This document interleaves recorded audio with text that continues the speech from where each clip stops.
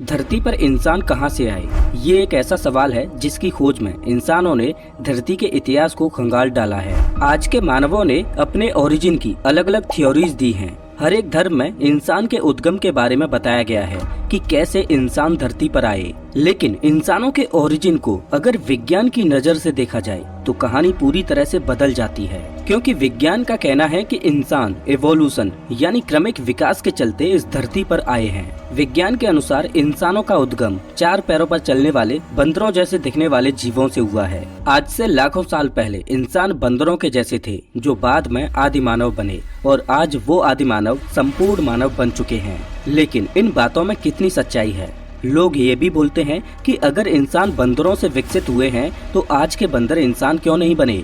इसका जवाब बड़ा ही आसान है, जो आपको वीडियो में आगे पता चल जाएगा। वैज्ञानिक पृथ्वी के अतीत को इसकी खुदाई कर कर इसकी गहराई में ढूंढते हैं, और अभी तक वैज्ञानिकों को अफ्रीकन रीजन में खुदाई कर कर बहुत से ऐसे फॉसिल्स मिले हैं जो इंसानों के इतिहास की कड़ी को जोड़ते हैं, जिसके आधार पर वैज्ञानिक एवोल्यूशन की थ्योरी देते हैं और ये एक्सप्लेन करते हैं कि कैसे इंसान धरती पर आए। आपको बता दूं कि वैज्ञानिक कोई भी थ्योरी काल्पनिक तौर पर नहीं देते, बल्कि फैक्ट्स और सबूतों के आधार पर देते हैं। और एवोल्यूशन वो सच है जिसके एक नहीं बल्कि वैज्ञानिकों के पास हजारों सबूत हैं। हम ये जाने कि इंसान धरती पर कब, कैसे और कहां से आए, और आज के बंदर इंसान क्यों नहीं बने, उससे पहले एवोल्यूशन यानी क्रमिक विकास वास्तव में क्या है, इसको समझना जरूरी है। दोस्तों, एवोल्यूशन एक तरह से पेड़ पौधों और जानवरों इत्यादि में हजारों सालों में होने वाला बदलाव है, और वो बदलाव क्या होगा वो कुदरत खुद तय करती है। एवोल्यूशन कभी भी लीनियर नहीं होता, मतलब हम ये नहीं कह सकते कि एवोल्यूशन का अगला स्टेप क्या होगा।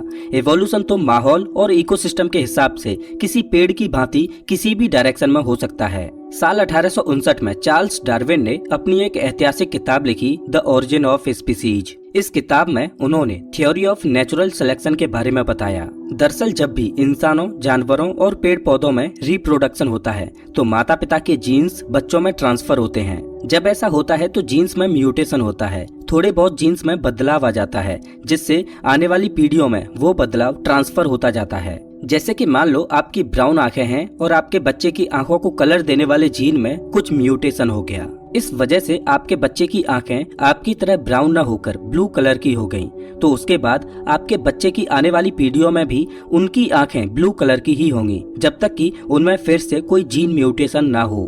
अब जीन म्यूटेशन की वजह से बॉडी में जो बदलाव होते हैं वो अक्सर फायदेमंद भी होते हैं और नुकसानदायक भी होते हैं। ये डिपेंड करता है कि वो बदलाव एनवायरनमेंट के हिसाब से फिट बैठते हैं या नहीं। जैसे कि मान लो एक ब्राउन कलर का मेंढक है, उसके कुछ बच्चे होते हैं, वो भी ब्राउन कलर के हैं, लेकिन इस मेंढक के एक बच्चे के जीन्स में कुछ म्यूटेशन होता है, जिससे उसका एक बच्चा हरे रंग का पैदा होता है। अब ये हरे रंग का मेंढक सरवाइव कर पाएगा या नहीं, ये इस बात पर डिपेंड करता है कि वो किस तरह के माहौल में पैदा हुआ है। जैसे कि अगर ये मेंढक ऐसे एनवायरनमेंट में पैदा हुआ है जिसमें ये अपने आप को छिपा नहीं सकता, तो ये शिकारियों को जल्दी दिखाई देगा और उनका भोजन बन जाएगा। तो ये म्यूटेशन इसके लिए नुकसानदायक होगा और ये अपनी आने वाली पीढ़ियों को आगे नहीं बढ़ा पाएगा। लेकिन अगर वहीं ये मेंढक एक ऐसे एनवायरनमेंट में पैदा होता है जिसमें ये अपने आप को शिकारियों से छिपा सकता है, तो ये बच जाएगा और ये अपनी आने वाली पीढ़ियों को आगे बढ़ा पाएगा, और इसकी आने वाली पीढ़ियां भी हरे रंग की ही पैदा होंगी। ऐसे में इसके जीन्स में हुआ ये म्यूटेशन इसके लिए फायदेमंद होगा। इसी को नेचुरल सिलेक्शन कहा जाता है। नेचुरल सिलेक्शन का ये नियम एक बेरहम और कठोर नियम है, जिससे होकर सबको गुजरना पड़ता है। आज आप धरती पर जितनी भी प्रजातियों को देखते हो वो सभी इस कठोर नेचुरल सिलेक्शन के नियम से होकर गुजरी हैं, तब जाकर आज के रूप में इवॉल्व हुई हैं। और जो प्रजातियां नेचुरल सिलेक्शन के नियम को झेल नहीं पाई वो धरती से विलुप्त हो गईं। हम इंसान आज इतने विकसित हुए हैं तो कहीं न कहीं अतीत में हमारे पूर्वजों ने कई बार नेचुरल सिलेक्शन की परीक्षा दी होगी, तब जाकर हम धरती की डोमिनेंट प्रजाति बन पाए। अब ये एवोल्यूशन माहौल के हिसाब से कैसे होता है, और आज के बंदर हमारे पूर्वज क्यों नहीं हैं, और आज के बंदर इंसान क्यों नहीं बने, इसे आप एक पक्षी की कहानी से समझिए। इसे आप बड़े ही गौर से सुनना, क्योंकि धरती पर मौजूद सभी प्रजातियों का एवोल्यूशन कैसे हुआ, आपको ये सभी बातें फिंच बर्ड की इस थ्योरी से समझ आ जाएंगी। चार्ल्स डार्विन ने सालों की मेहनत के बाद फिंच बर्ड के एवोल्यूशन की थ्योरी दुनिया के सामने रखी, जिसने विज्ञान जगत में तहलका मचा दिया। डार्विन ने अपनी थ्योरी के जरिए दुनिया को बताया कि करीब 2 मिलियन साल पहले फिंच बर्ड के अस्तित्व की शुरुआत हुई। अपने शुरुआती दौर में ये छोटी सी चिड़िया बहुत ही प्यारी और मासूम थी।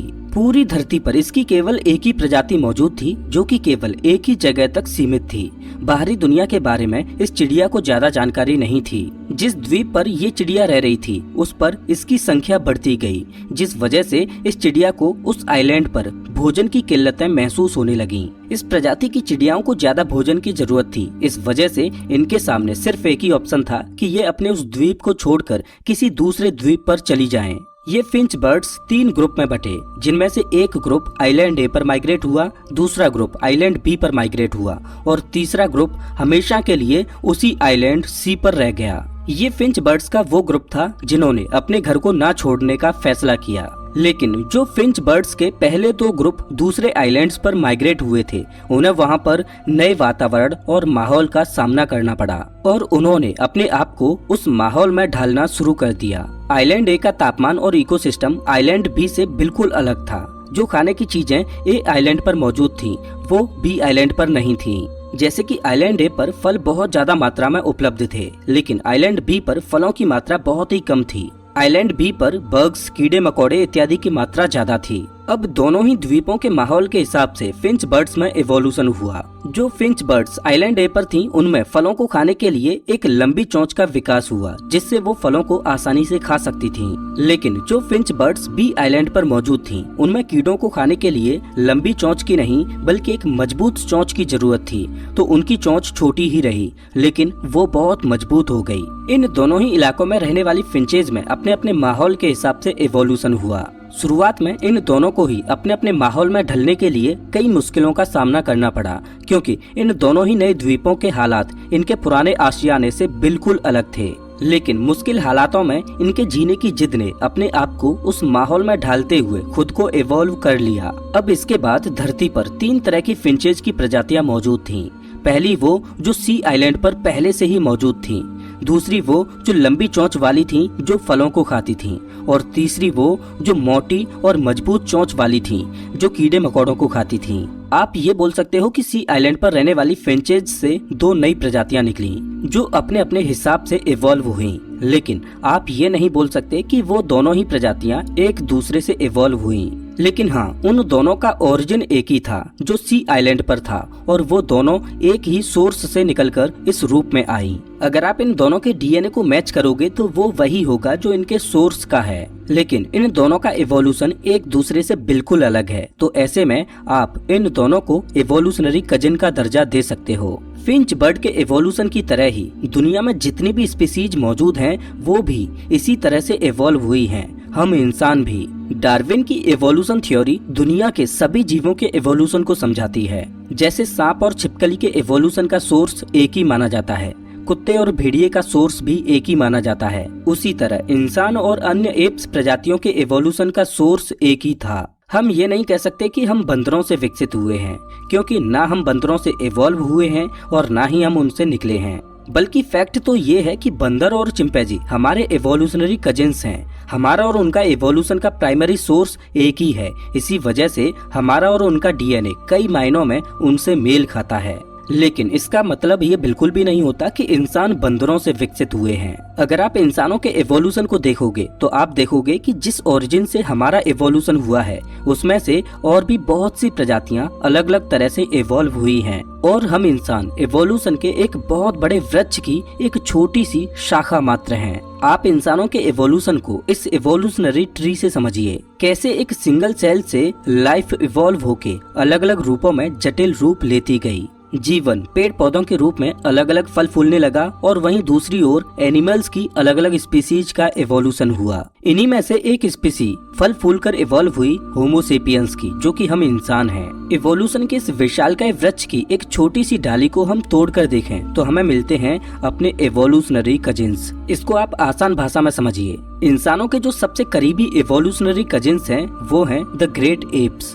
चिंपांजीज, गोरिल्लाज, ओरांगुटान्स और बोनोबोस, ये सभी ग्रेट एप्स इंसानों के साथ मिलकर एवोल्यूशन की एक छोटी सी शाखा बनाते हैं, जिसे वैज्ञानिकों ने होमिनिड्स का नाम दिया है। होमिनिड्स की इस कैटेगरी में ये सभी ग्रेट एप्स हम इंसानों से बहुत सी समानताएं साझा करते हैं, जैसे कि किसी भी होमिनिड्स की पूंछ नहीं होती।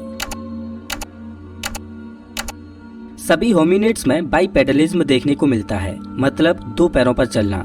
हालांकि हम इंसानों में दो पैरों पर चलना ज्यादा अच्छे से दिखाई देता है, लेकिन बाकी के जो ग्रेट एप्स हैं, जैसे कि गोरिल्लाज इत्यादि, ये भी दो पैरों पर अच्छे से चलते हैं। सभी होमिनिड्स के ब्लड ग्रुप भी सेम होते हैं, जैसे कि ए, बी, AB, O और इनके नेगेटिव और पॉजिटिव। अगर इनके डीएनए की बात करें तो इंसानों और चिंपांजीज का डीएनए लगभग 99% तक सिमिलर होता है। गोरिल्लाज और इंसानों का डीएनए 98% तक सिमिलर होता है। ओरांगुटान से हम इंसानों का डीएनए 97% तक मेल खाता है। अगर आप होमिनिड्स के इस एवोल्यूशन ट्री को देखें तो इसमें आप देख पाओगे कि इस पॉइंट पर हम इंसानों और ग्रेट एप्स का कॉमन एंसेस्टर रहा होगा, जहां से एवोल्यूशन दो शाखाओं में हुआ। एक शाखा में ओरांगुटान्स इवॉल्व हुए और दूसरी शाखा में गोरिल्लाज, चिंपांजीज, बोनोबोस और हम होमोसेपियंस इवॉल्व हुए। उसी तरह इस पॉइंट पर भी एक कॉमन एंसेस्टर रहा होगा, जहां से एवोल्यूशन फिर से दो शाखाओं में हुआ होगा, जहां से एक शाखा में गोरिल्लाज इवॉल्व हुए और दूसरी शाखा में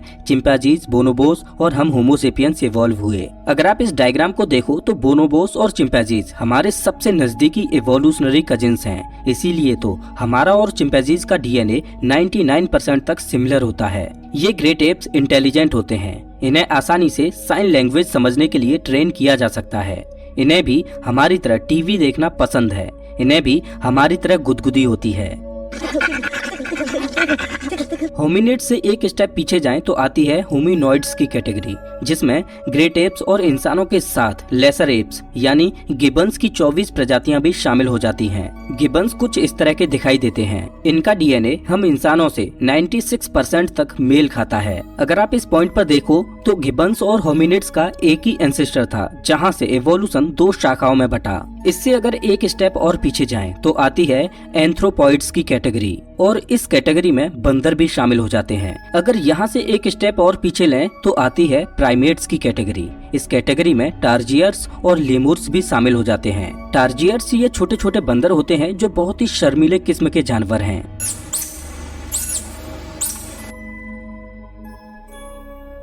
वहीं लेमुर्स दुनिया के सबसे पुराने प्राइमेट्स हैं, जिनकी 100 से ज्यादा प्रजातियां हैं। अब आप प्राइमेट्स के एवोल्यूशन के इस ट्री को देखिए कि कैसे हम सभी प्राइमेट्स का एक कॉमन एंसेस्टर था, जहां से एवोल्यूशन कई शाखाओं में हुआ। आप इस डायग्राम में देख सकते हो कि हम बंदरों से इवॉल्व नहीं हुए, बल्कि बंदरों, ग्रेट एप्स और हमारा एक कॉमन ओरिजिन से इवोल्यूशन हुआ है। लेकिन वास्तव में हम इंसान खास हैं। हमारा इवोल्यूशन बाकी के अन्य जानवरों से बिल्कुल अलग तरह से हुआ है। आप यहाँ पर इस पॉइंट पर देख सकते हो कि हम इंसानों का एक कॉमन एंसेस्टर रहा होगा, जहाँ से हम इंसान यानी होमोसेपियंस इवॉल्व हुए। वास्तव में देखा जाए तो इस कॉमन एंसेस्टर से डायरेक्ट होमोसेपियंस अस्तित्व में नहीं आए, बल्कि इसके बीच में भी इवोल्यूशन कई शाखाओं में हुआ था, और वो थे हम इंसानों के सबसे करीबी इवोल्यूशनरी कजिन्स, जो आज इस पृथ्वी पर मौजूद नहीं हैं। हम इंसान यानी होमोसेपियंस तो पृथ्वी पर महज 3 लाख साल पहले ही आए, लेकिन आज का इंसान बनने की नींव तो अभी से 70 लाख साल पहले ही रखी जा चुकी थी। लेकिन सवाल ये आता है कि 70 लाख साल पहले से 3 लाख साल पहले के बीच में इन 6.7 मिलियन सालों में क्या हुआ? होमोसेपियंस से पहले इंसानों की वो कौन सी प्रजातियां थीं जो धरती को डोमिनेट कर रही थीं? इंसानों का एवोल्यूशन कैसे हुआ और एवोल्यूशन की ये सभी कड़ियां कैसे जुड़ती हैं? इसके लिए हमें समय में पीछे जाना होगा और इंसानों के एवोल्यूशन को करीब से देखना होगा। तो इसके लिए आपको इस पॉइंट से इंसानों के एवोल्यूशन को समझना होगा। यहाँ से इस पॉइंट से आप देख पा रहे होंगे कि एक शाखा में बोनोबोस और चिंपैंजीज का एवोल्यूशन हुआ और दूसरी शाखा में हम इंसानों का एवोल्यूशन चला। तो इस पॉइंट से आज का होमोसेपियंस बनने में इंसानों की जितनी भी प्रजातियां इवॉल्व हुई जो आज हमारे बीच नहीं हैं, उन सबको वैज्ञानिकों ने एक कैटेगरी में बांटा और ये होमिनिन्स की कैटेगरी है। आज से करीब 7 मिलियन साल पहले होमिनिन्स ग्रेट एप्स के पूर्वजों से अलग हुए और होमिनिन कैटेगरी की जो सबसे पहली प्रजाति थी वो थी सहेलांथ्रोपस की, जो आने वाले कई मिलियन सालों तक एप्स के जैसे ही दिखते थे। लेकिन धरती का माहौल बदलता गया और ये प्रजाति इवॉल्व होती गई और आज से करीब 4 से 5 मिलियन साल पहले आर्डिपिथेकस की प्रजाति इवॉल्व हुई। आर्डिपिथेकस की ये प्रजाति दोनों पैरों से चलने में सक्षम थी, लेकिन अभी भी ये पूरी तरह से पेड़ों को नहीं छोड़ पाए थे। ये कुछ एप्स की तरह और कुछ इंसानों की तरह दिखते थे। पृथ्वी के एनवायरनमेंट में बदलाव हो रहे थे, इस वजह से अफ्रीका के जंगल सूख रहे थे, पेड़ों पर खाना कम हो रहा था, इस वजह से पेड़ों को छोड़ना इनकी मजबूरी बन गई थी। और आज से करीब 4.4 मिलियन साल पहले इन्होंने पहली बार खुली जमीन पर रहने का फैसला किया। आर्डिपिथेकस रेमिडस की ये प्रजाति महज 4 फीट तक लंबी थी और इनके दिमाग का साइज महज एक संतरे के जितना था। लाखों सालों तक इनका इवोल्यूशन चलता रहा और अभी से करीब 3 से 4 मिलियन साल पहले ऑस्ट्रेलोपिथेकस की प्रजाति इवॉल्व हुई। इनमें अभी भी कुछ इंसानों जैसे और कुछ एप्स जैसे फीचर्स थे, लेकिन अब ये पूरी तरह से पैरों से चलते थे। अब खुली जमीन ही इनका घर थी, लेकिन अभी भी इनका दिमाग बहुत छोटा था। लाखों सालों तक ये भी पृथ्वी के एनवायरनमेंट के हिसाब से इवॉल्व होते गए और अभी से 2.3 मिलियन साल पहले होमो हैबिलिस की प्रजाति इवॉल्व हुई। अगर आप इस एवोल्यूशनरी ट्री में देखो तो यहाँ से होमो की प्रजातियां शुरू हो जाती हैं। जितनी भी होमो कैटेगरी की प्रजातियां थी उन सभी में लगभग इंसानों जैसे ही फीचर्स थे।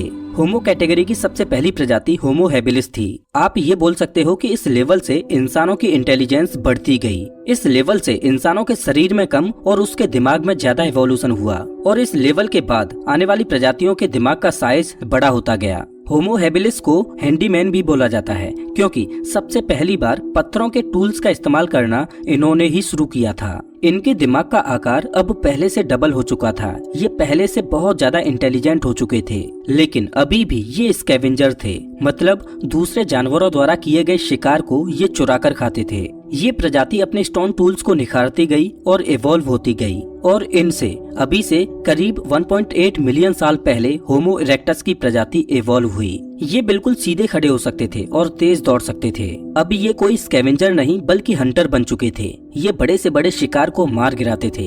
इन्होंने टीम बनाकर काम करना सीख लिया था। होमो इरेक्टस वो पहली प्रजाति बनी जो आग को कंट्रोल करना सीखी और मीट को पकाकर खाना सीखी। समय के साथ इनका एवोल्यूशन चलता रहा और अभी से 3 से 4 लाख साल पहले 2 इंटेलिजेंट होमो स्पीसीज उभरकर सामने आई, होमो निएंडरथैलेंसिस और होमो सेपियंस। इन दोनों प्रजातियों ने अफ्रीका के बाहर एक नई दुनिया में कदम रख दिया था और देखते ही देखते ये पूरी दुनिया में फैलने लगे। इन्होंने खुद के साथ साथ अपने हथियारों को भी इवॉल्व कर लिया था और अभी से करीब 40 से 50 हजार साल पहले इन्होंने आपस में कम्युनिकेट करने के लिए भाषाओं को इजाद किया। हाँ, वो बात अलग है कि इनकी भाषा आज की तरह एडवांस नहीं बल्कि टूटी फूटी थी, लेकिन अपनी टूटी फूटी लैंग्वेज के जरिए ये आपस में कम्युनिकेट कर सकते थे। भाषा के द्वारा एक दूसरे की भावनाओं को समझ सकते थे। लेकिन अभी से करीब 30,000 साल पहले अचानक निएंडरथल्स की प्रजाति पृथ्वी से विलुप्त हो गई। निएंडरथल्स पृथ्वी से क्यों विलुप्त हुए, इसका सटीक जवाब कोई नहीं जानता। इसके बाद पृथ्वी पर केवल एक ही होमो प्रजाति बची थी, वो थी होमो सेपियंस की, यानी हम इंसानों की। लेकिन अभी भी इनको सरवाइव करने के लिए बहुत सी चुनौतियों का सामना करना था। निएंडरथल्स के विलुप्त होने के कुछ हजार साल बाद पृथ्वी पर एक आइस एज आई जो अभी से करीब 15,000 साल पहले तक चली। क्योंकि होमो सेपियंस को आग को कंट्रोल करने का ज्ञान इनके पूर्वजों से मिला था, इस वजह से उन्होंने आइस एज को तो सरवाइव कर लिया, लेकिन इस आइस एज ने उन्हें एक सबक सिखाया। आइस एज के दौरान खाने की कमी हो गई थी, इस वजह से उन्होंने खाने की अहमियत को समझा और आज से करीब 10,000 साल पहले उन्होंने खेती करना सीखा। बाद में इंसानों ने पहिए का आविष्कार किया जिसने इंसानों को गति दी और रेस्ट इज हिस्ट्री जो आप सभी जानते हो। कभी जंगलों में रहने वाला इंसान आज चांद पर पहुंच चुका है। पृथ्वी को छोड़ ब्रह्मांड की सीमाओं को मापने की कोशिश कर रहा है। दोस्तों, कुछ लोग एवोल्यूशन को सही नहीं मानते, लेकिन वास्तव में वैज्ञानिक रूप से देखा जाए तो एवोल्यूशन पृथ्वी पर मौजूद लाइफ फॉर्म के ओरिजिन को सटीक तरह से एक्सप्लेन करता है।